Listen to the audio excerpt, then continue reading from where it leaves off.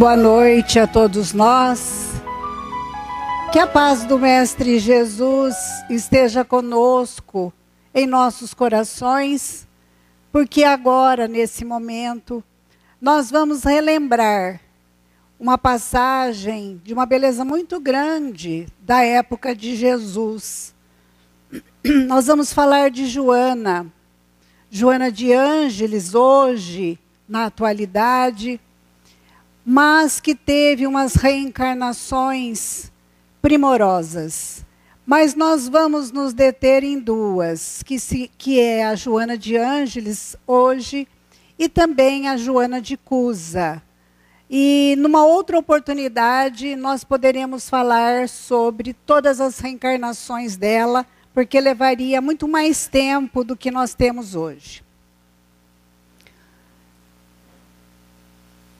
Nós vamos relembrar que em 1822, em Salvador, na Bahia,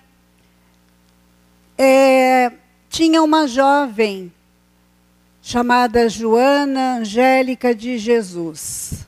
Ela cuidava das meninas do convento. Naquela época, as jovens, muitas delas eram jovens que engravidavam, a família abandonava no convento, e era esse o drama que Joana Angélica debatia todos os dias, com a convivência com aquelas meninas, em completo abandono familiar. Também estavam ali aquelas meninas que a família, por questões de herança, aquelas famílias abandonavam elas no convento para ficarem com as fortunas. Então era um quadro desolador, era uma atmosfera psicológica muito triste, muito difícil.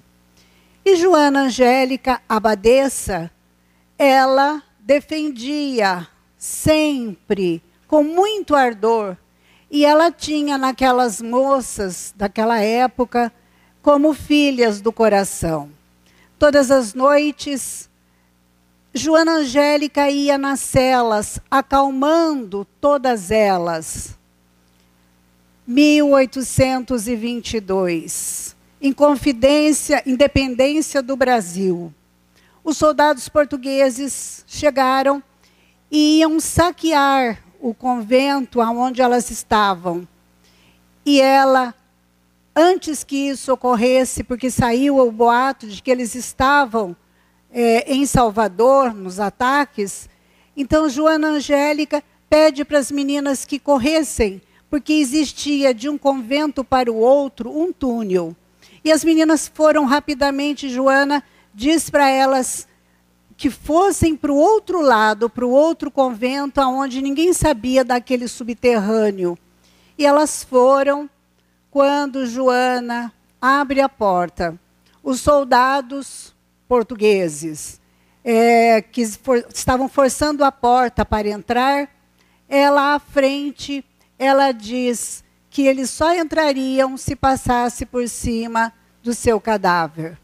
Nesse momento, uma baioneta atinge e Joana cai, naquele momento, já sem vida, naquele local.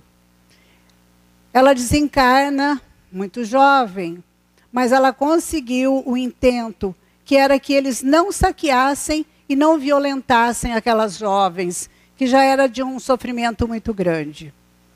Joana no mundo espiritual, 1823, ela recebe o convite amoroso para ingressar nas fileiras que estavam dando início à codificação da nossa doutrina. Então, eles estavam convidando aqueles espíritos de escola que já amavam Jesus de muito tempo para ajudar Kardec na codificação. E é dela que nós vamos falar um pouco agora. Dessa Joana que, no século XIX, início dos trabalhos da terceira revelação, Espiritismo ou doutrina espírita, Joana foi convidada a fazer parte. Ela adotou o pseudônimo de um espírito amigo. Ditou 2 títulos que se encontram no Evangelho segundo o Espiritismo. No capítulo 9, Bem-aventurados os que são brandos e pacíficos, com o tema A Paciência. E o outro foi no capítulo 18, Muitos os chamados e poucos os escolhidos, dar-se-á àquele que tem. Então, nós sabemos que ela não ficou somente nesses 2 artigos. Ela ajudou arduamente Kardec na execução, na planificação da nossa doutrina espírita. No mundo espiritual, Joana estagia numa bonita região, próxima da crosta terrestre, a colônia Redenção. Ela desenvolve ações no mundo dos espíritos, resgatando religiosos equivocados e coordenando diversas atividades na colônia espiritual onde reside.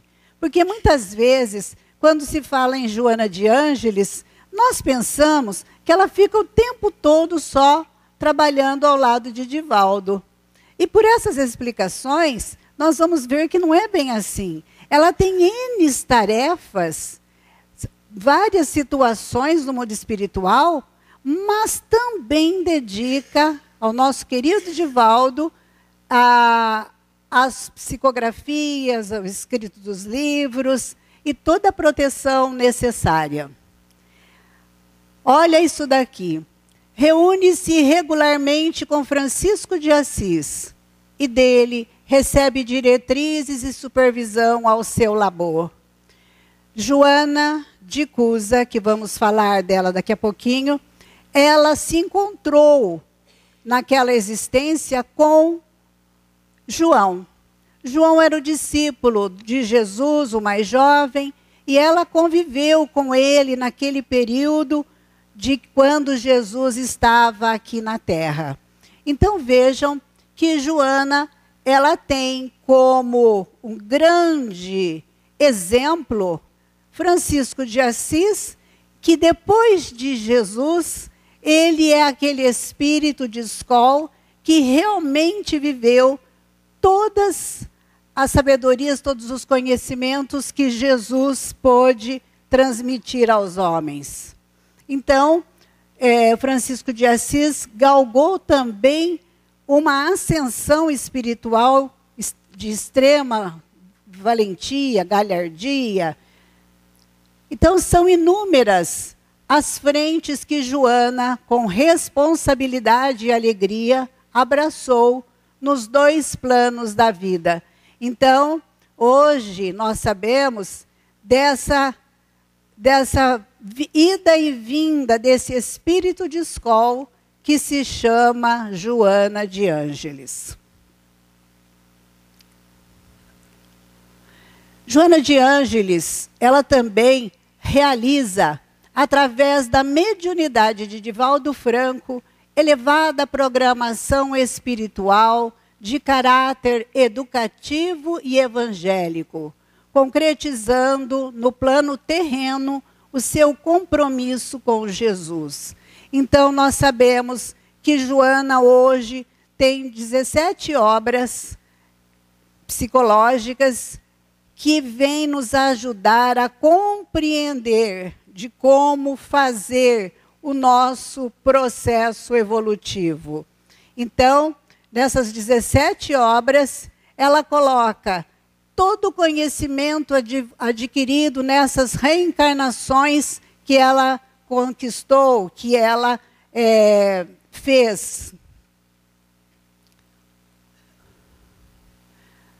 Há mais de 2000 anos, quando do seu encontro com o Mestre dos Mestres, a ele dedicou a própria vida, num apostolado de abnegação e amor, como Joana de Cusa, que é dessa existência que nós vamos nos ater agora, como Clara de Assis, ela também participou no século 12, 13, ela reencarnou, veio como Clara de Assis. Foi ali que ela conheceu novamente, reviu novamente Francisco de Assis, que veio como o pobrezinho de Assis, né? Então sabemos que esse é o Francisco, o nosso querido Francisco de Assis.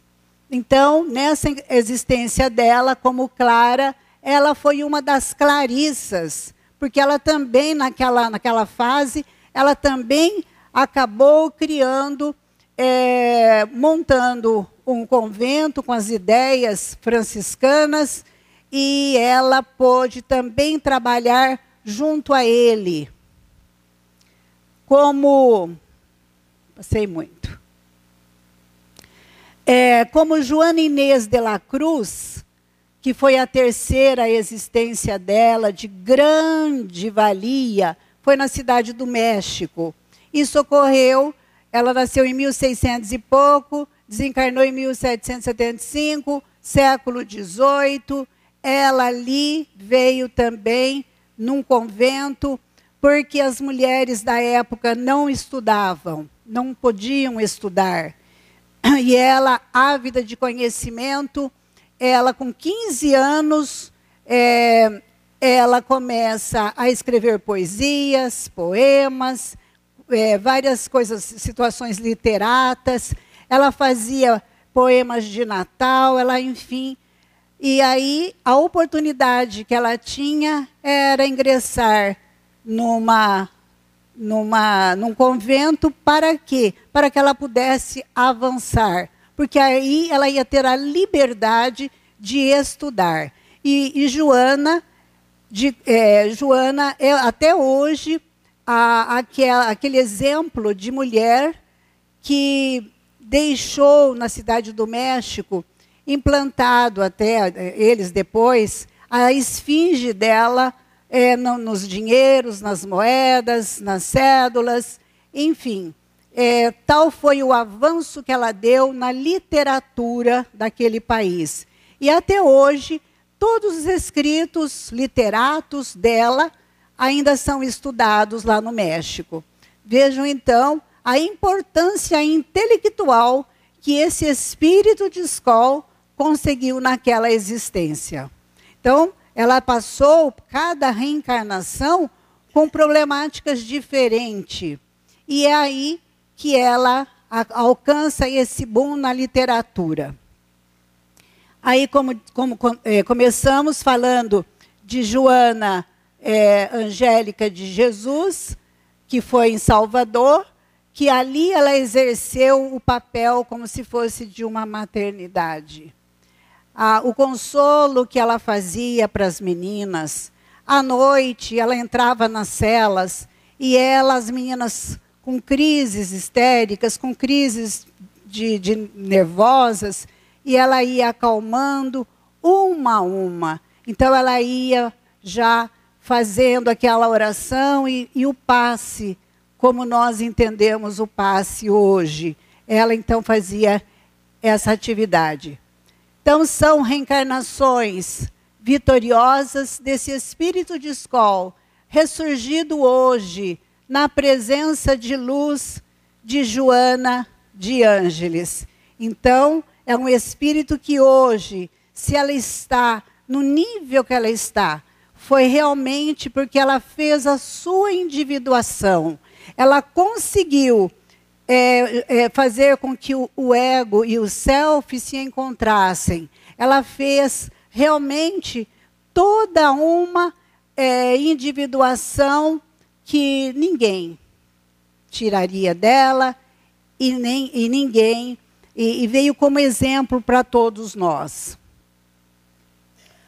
Como Joana de Ângeles, na atualidade, olha a quantia de livros que tem. Eu acredito que esses dados já estejam desatualizados, porque a pesquisa, quando eu fiz do livro A Veneranda. Nesse livro é que tem esses livros, essas informações. Mas pelo volume que a gente vê Divaldo escrevendo, eu tenho a impressão que já ultrapassou isso aqui. Então ela tem mais de 60 livros publicados, sendo 17 da série psicológica. Foram traduzidos para diversos idiomas, 2 ao albanês, 16 no alemão, 64 em castelhano, 1 ao catalão, 6 ao esperanto, 10 ao francês, 1 ao holandês, 3 ao húngaro, 21 em inglês, 10 ao italiano, 2 norueguês, 1 polonês, 7 ao sueco, 5 em tcheco e 2 ao turco. Foram escritos 14 livros em braille e de Joana foram traduzidos 41 livros para 10 idiomas. Então, esses dados estão nessa fonte que é o livro A Veneranda. Então, agora nós vamos lembrar de Joana de Cusa, na época que Jesus estava fazendo aquela trajetória que todos nós conhecemos. Vamos nos reportar agora a Jerusalém. Jerusalém daquela época que trouxe o nosso mestre, trouxe Jesus. Joana morava em Jerusalém, mas ela frequentava e ia refrescar-se na cidade pequena de Cafarnaum, que era uma cidade próxima de Jerusalém. E ao ir refrescar-se, ela era esposa de Cusa, um intendente de Herodes Antipas. E um dia, estando em Cafarnaum, a sua serva, porque ela tinha posses, ela era uma patrícia romana, era casada com um homem que era um intendente de Herodes Antipas. O intendente hoje seria como um prefeito, um administrador de uma cidade. Então, ela era uma mulher que tinha posses. O marido era extremamente rico. Ao ir para Cafarnaum, a sua escrava, mais chegada a ela, mais próxima, vê no olhar de Joana uma tristeza sem igual. Ela havia acabado de ter uma briga difícil com o seu companheiro, Cusa, porque as ideias dele, os ideais deles eram muito diferentes. E após essa briga, Joana, entristecida, chega à sua serva, que a conhecia tão bem, e diz para ela, por que ela não ia com ela, a serva, ouvir um certo Galileu, que falava do amor de Deus, que pregava para todos os necessitados. Aquele Galileu falava da libertação de todos os julgos. E ele falava também da paz tão desejada por todos. A princípio, Joana ouviu, extremamente educada, agradeceu e disse que não iria. Passado um tempo sozinha, ela começou a lembrar que 2 palavras muito fortes a sua serva havia dito. Que aquele Galileu, ele falava de liberdade. Ele falava da paz que todos almejavam. E ela resolve ir. E ela vai, veste uma roupa mais simples e vai até o pé da serra, até o monte, até o local que Jesus estava. E lá ele estava à beira do lago de Genezaré. Quando Joana olha para ele, ele não era um homem comum. Ele era um homem que traduzia um olhar de uma extrema delicadeza. Ele falava do amor de Deus. Ele falava de que todos nós somos filhos de Deus. E que Deus, na sua infinita bondade, ama a todos com igual carinho. Aquele homem como não tinha uma aparência comum, de cabelo aos ombros, um corte a nazareno, aquelas barbas longas, uma vestimenta tão branca, tão alva, que nunca ninguém tinha visto nada igual. Tudo resplandecia nele. E a natureza? Naquele momento a natureza estava já, o sol descendo no poente. E o lago trazia para todos um agradável perfume sem igual. A verdura do ambiente, as flores, a relva, tudo era de uma beleza sem igual.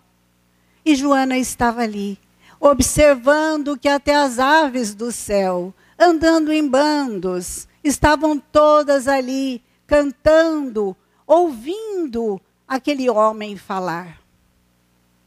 Joana, quando começa a ouvir, muitas palavras ela não entendia, porque ele devia estar falando no aramaico ou no hebraico, e ela era uma patrícia romana. Mas a sua serva, muitas coisas que ela não entendia, a serva cochichava nos seus ouvidos.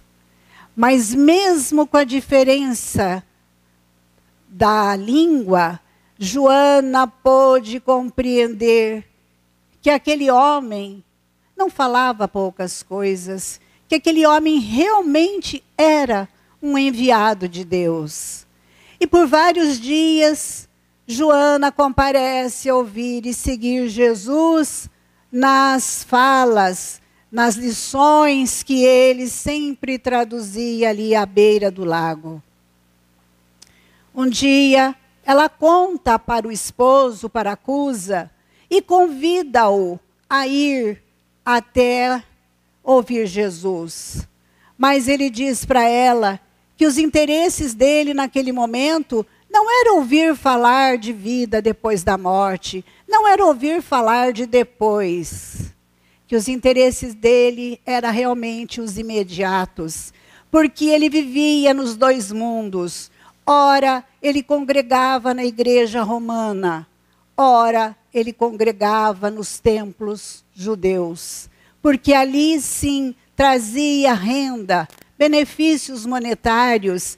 E aí, naquele momento, ele teve até uns ciúmes, mas aí, quando ela fala mais coisas, ele vê que ela está feliz, que ela está se modificando, ele não se importa e permite que ela vá quantas vezes ela quisesse ir ouvir aquele homem. E deixa que ela vá. Então, Joana, uma certa noite, sabendo que Jesus estava hospedado na casa de Simão Pedro, ela vai até lá. E lá ela vai falar das dificuldades daquele companheiro. Naquele dia, Joana vai para se candidatar a ser uma daquelas pessoas que ouviam sempre, que seguiam Jesus. Mas o mestre olha para ela e diz que ela devia seguir amando aquele companheiro difícil, que ela procurasse ver nele os pontos positivos que ele devia ter, porque ela só via também os defeitos, que ela procurasse amar aquele homem como um filho, porque ele diz para ela que os sãos não precisam de médico, mas os que estão doentes. E Jesus viu que Joana tinha um compromisso naquela existência com aquele homem, com Cusa, porque numa existência anterior ela havia tido algumas dificuldades com ele, então era necessário que ela continuasse, mesmo com dificuldade, aquele casamento complicado. Joana não era mais a mesma, porque Jesus traça a ela uma conduta de vida. Ele fala para ela do amor de Deus para com todos e diz para ela que antes dela ser esposa de Cusa, ela era filha de Deus. E diz para ela não desanimar. Diz para ela continuar firme, porque chegaria o dia do testemunho. Que ela se mantesse fiel. E quando Joana vai para sair da casa de Simão, Jesus ainda olha para ela com uma imensa ternura sem igual. E ainda diz mais. Ele diz para ela, vai filha, sê fiel. Joana sai dali, procura refazer a sua existência a nível emocional. Porque ela tinha um mestre que podia dar a ela todos os recursos espirituais. Ela sabia, ela compreendia tudo aquilo. E Joana passa a ajudar também, muitas vezes financeiramente, até os discípulos de Jesus. Quando Jesus vai ser crucificado, ela pede para Pilatos, porque ela, sendo uma patrícia romana, ela tinha amizade com a esposa de Pilatos, e ela pede uma interferência da esposa para com Pilatos, para que ele refizesse, não deixasse aquele homem ser crucificado. Então percebemos aí que Joana passa a modificar todas a sua maneira de ser, passa a ter os olhos de maneira diferente para aquele companheiro. O tempo passa. Jerusalém passa por dificuldades. E Cusa perde o seu emprego. Ele se envolve em dívidas insondáveis. E ele acaba perdendo todo o patrimônio. Então Joana, que tinha muitas servas, que tinha muitas mulheres que trabalhavam na casa dela, passa aí a não ter mais. A ponto de um dia, Simão Pedro estar com Jesus, Simão fala para Jesus que se Deus via as pessoas de maneira diferente, se Deus ouvia as nossas preces, se Deus ouvia os nossos lamentos, nossos petitórios. E Jesus disse, claro, Pedro, Deus ouve sempre. E aí ele dá um exemplo de Joana e disse, mas por que a minha mulher trabalha tanto, tem uma horta, dessa horta ela faz o alimento da família. E Joana tem várias servas, porque Simão já acompanhava Joana, sabia que Joana era rica, tinha muitas servas à sua disposição. E aí Jesus diz para ele assim, Pedro, hoje Joana pode ser a professora, a educadora de todas aquelas servas. Mas no futuro não será assim.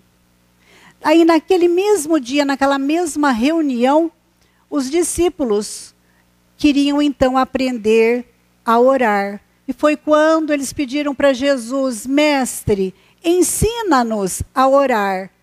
E Jesus fez esse poema que atravessou os séculos, os milênios, que é a nossa oração do Pai Nosso.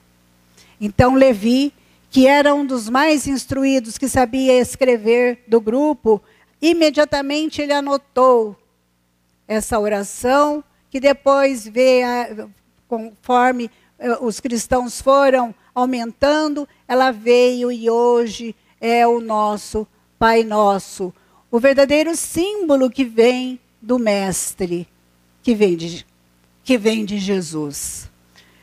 Joana, então, através das dificuldades financeiras, o seu companheiro Cusa entra na revolta, na ira, na mágoa, entra na vontade de fazer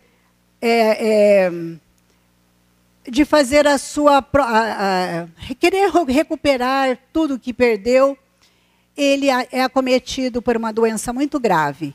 Em poucos meses, Cusa parte para o mundo espiritual. Joana, com 2 filhos, ela, que era uma patrícia romana, ela poderia ter casado novamente, mas ela decide trabalhar como uma trabalhadora nas casas de família. Ela decide ir ajudar as famílias a educarem os seus filhos. E ela vai para ser, como se fosse hoje, a babá ou aquelas pessoas de confiança das famílias ricas. Tudo para que os filhos não perdessem, não faltasse o pão.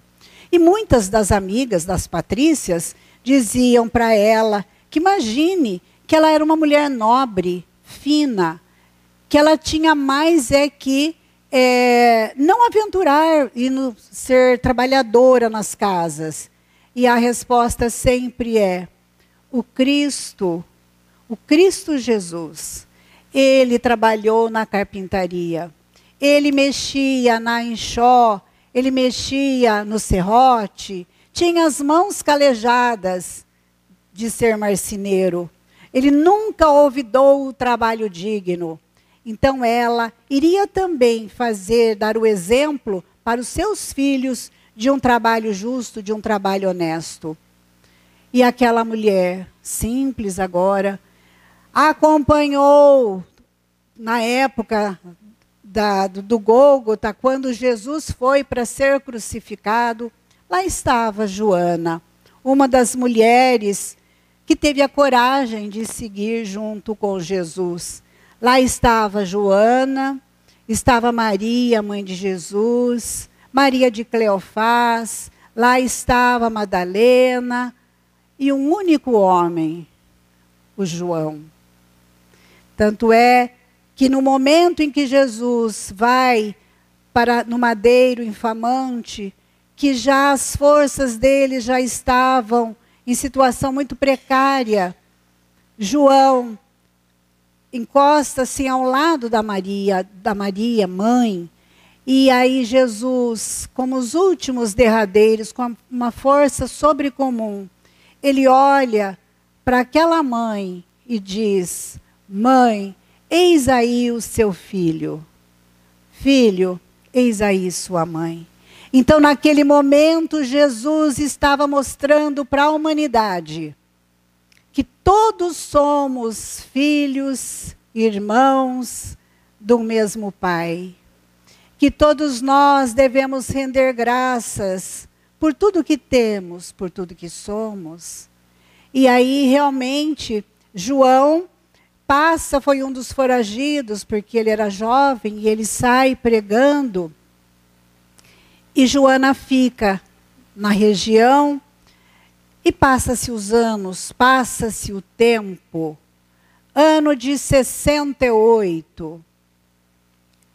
Vem uma galera romana, e dentro dela traz uma senhora jovem, de cabelos brancos, e é amarrada ao poste. Junto a ela um menino jovem, um rapaz jovem. E aí os soldados já estavam todos prontos, porque iam ser queimados, porque naquela época os cristãos eram queimados e ficavam queimando a noite inteira no poste, porque Nero tinha medo do escuro, e ele fazia dos corpos dos cristãos a iluminação do seu palacete. E aí, quando Joana está ali já amarrada ao poste, ao lado do seu filho, o soldado grita: abjura, abjura Jesus. E ela olha para o céu.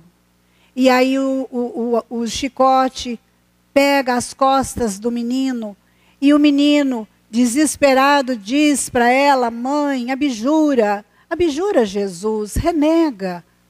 Não vê que perdemos? Renega, porque ela era uma patrícia romana. Ela poderia até ter sido salva, por ser de Roma.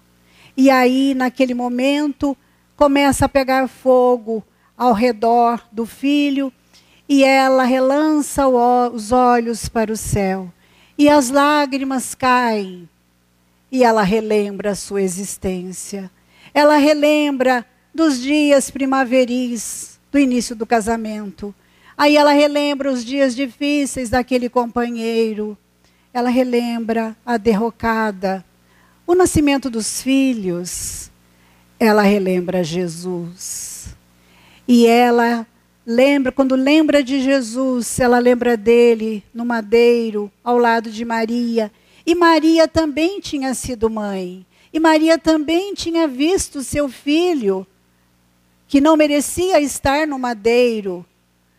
E ela, com os olhos ainda cheios de lágrimas, ela lembra do Mestre. Ela lembra daquela frase tão importante para a vida dela, quando ela, no final daquela conversa, Jesus diz para ela: vai, filha, sê fiel. E Joana, naquele momento, ela grita para o filho: o Cristo morreu por nós, morreu na cruz. Ele não tinha o que ser punido. E quem somos nós? E aí as labaredas começam a tomar conta do corpo daquela mulher. E quando ela lembra de Jesus, um toque no seu ombro, e Jesus toca no seu braço e diz para ela: Joana, vem, eu estou aqui. E naquele momento, Joana é retirada antes das labaredas, porque o próprio Mestre Jesus veio ao seu encontro, veio no momento derradeiro do seu suplício, provando o seu amor por ele, provando que naquela existência, naquela encarnação, ela tinha conhecido o Mestre. E ele tinha feito da vida dela uma vida digna, uma vida sofrida, mas uma vida que ela pôde passar por todos os problemas que passou, mas com a cabeça erguida. Então, ela morre, ela participa desse circo romano em nome de Jesus. Quando Joana conheceu Jesus de Nazaré, sua doutrina de amor e de paz, esse momento foi o divisor de águas em sua existência de espírito imortal. Foi ele que a acolheu num instante de intensa tribulação emocional, suas lutas e temores no ambiente doméstico. E foi Jesus quem olhou profundamente nos seus olhos com uma ternura infinita, com uma doçura incomparável, retirou do seu coração toda amargura, fazendo-a acreditar em si mesma. Então, olha o que Jesus fez por ela. Fez com que ela acreditasse nela, que ela passasse por aquelas provas, porque seria o galardão da sua existência como espírito imortal que somos todos nós. Desejosa de rever valores e encontrar algo que desse sentido à sua vida, foi esse o chamamento que o coração sofrido de Joana procurou atender, o da sua própria transformação. As recomendações que Jesus faz a Joana, ao seu coração, são em duas categorias. A primeira, que Deus é único e é Pai. A gratidão a Ele deve ser uma constante em nossas vidas. Amar os entes queridos é também amar a Deus. Então, quando nós falamos na gratidão, a gratidão é um sentimento nobre, muito nobre, porque ele vai muito além de agradecer. A gratidão é o alinhamento entre o nosso pensamento amoroso e o nosso coração, o nosso sentimento. Então, quando eu penso, eu desejo algo para alguém, eu desejo agradecer a alguém do fundo do coração, eu penso. E quando eu sinto o que eu estou pensando, eu estou fazendo a gratidão. Então, a gratidão é muito mais do que um muito obrigada. A gratidão é muito mais falarmos a Deus, a gratidão pela vida, a gratidão por estarmos aqui, a gratidão pela existência, porque hoje nós já comungamos da doutrina dos Espíritos. Hoje nós temos oportunidade de conhecer essa doutrina libertadora, essa doutrina que transcende após a nossa vida física. Essa doutrina que nos fala do amor de Deus, que nos fala do amor do Cristo, que o Cristo, quando a terra foi planejada, foi feita, foi formada, já o Cristo existia, esse Espírito de imensa galardia, esse Espírito puro, ele já existia. Então, com a lição que Joana nos dá, e a segunda lição que ela aprendeu com Jesus, foi que quem sinceramente se convence, e convencemos o intelecto. Então, todos nós que estamos na doutrina espírita, estamos hoje fazendo um convencimento intelectual, racional, um convencimento que ao acreditarmos que quando lemos as obras básicas, que quando lemos tudo que a doutrina nos proporciona, nós estamos fazendo a nossa conversão, que ela se dá com o coração. Então, convencer o cérebro para converter o coração. Então, quem converte o coração, trava em si o bom combate, a própria redenção espiritual. E tem mais, que é pelo amor que alcançaremos nossa alforria espiritual. Essa pesquisa nós tiramos do livro Joana e Jesus, uma história de amor, de César Braga. É um dos livros que tem todas as vidas de Joana, todas as reencarnações dela. E tem também o Veneranda, que como nós citamos aí. O que mudou na vida de Joana de Cusa quando do encontro com Jesus?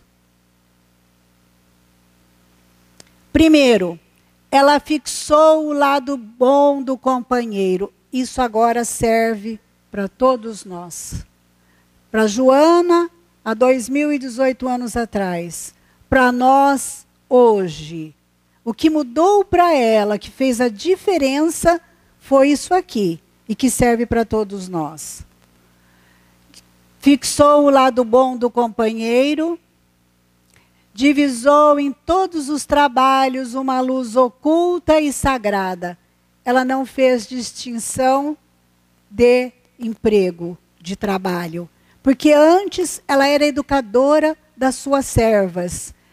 Após a morte do companheiro, ela foi ser uma empregada serviçal, trabalhar nas casas das pessoas, cuidar dos filhos alheios. Aprendeu com as suas dores, quanto ela não deve ter sofrido, não é? Dedicou-se aos filhos de outras mães. Ocupou-se com afazeres subalternos para que os filhos tivessem pão. Desenvolveu a serenidade e a resignação.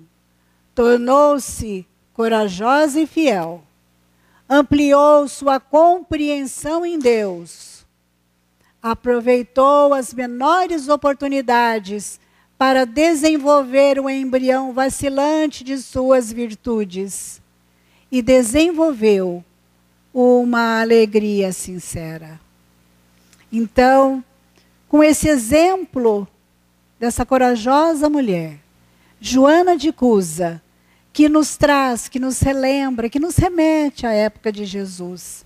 Era isso que nós queríamos entregar a todos vocês nesta noite.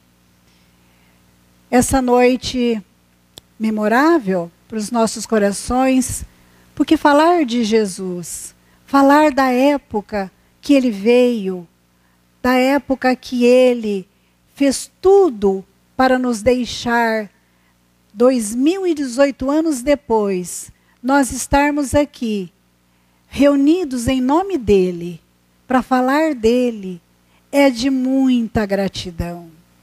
Então aqui agora, a gente começa a exercitar a gratidão, que é o alinhamento do nosso pensamento e do nosso coração. Então nós temos aqui a nossa imensa gratidão a Jesus.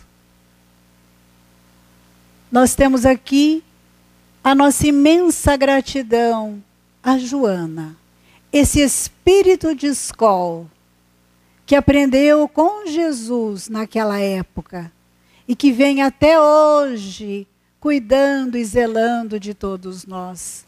Porque quando nós pegamos as suas obras e lemos as 17 obras psicológicas que ela nos envia através da doutrina espírita, através da mediunidade memorável de Divaldo, nós só temos que ter gratidão. E gratidão ao Divaldo, que hoje na cidade de Salvador, na Bahia, aquele mineiro bom, aquele baiano bom, que completa 91 anos de idade, que ele receba de todos nós, através dos nossos pensamentos e dos nossos sentimentos, a nossa eterna gratidão por todas as obras que ele vai nos deixar após a sua partida, porque teremos ainda muitos livros para ler, conhecer e praticar. Que Jesus, nosso mestre amorável e bom, envolva todos nós, que possamos levar para os nossos lares dessas vibrações amorosas e harmoniosas desse momento. É assim que nós agradecemos a todos. Muita gratidão a todos vocês que nos ouviram. Obrigada.